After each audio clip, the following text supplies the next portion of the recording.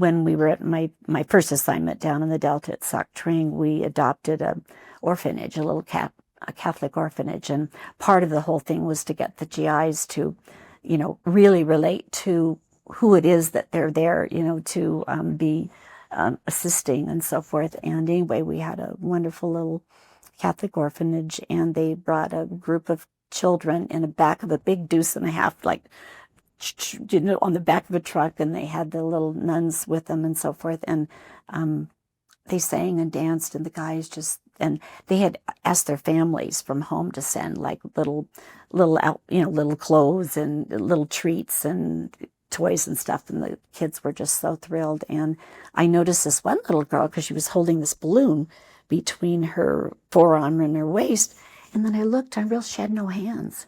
And I asked the nun, what was happening? She said, oh, very bad, the VC come through the village and asking for rice from the family. They had none to give them, so they take the baby and they cut her hands off.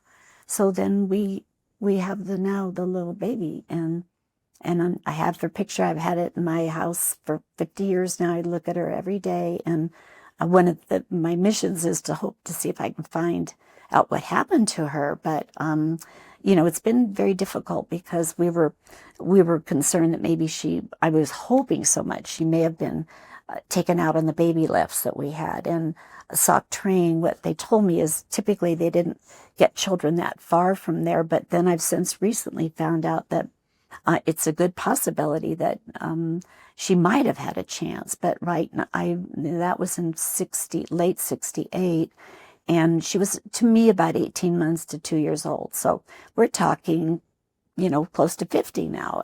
But chances are, if there's a Vietnamese woman that's about 50 that has no hands, it's a possibility, that might be my baby. And but things like that as a young girl, but lived a very nurtured, ordinary life, and not ever having been around violence and things like that. And it was just really, it was singly the most,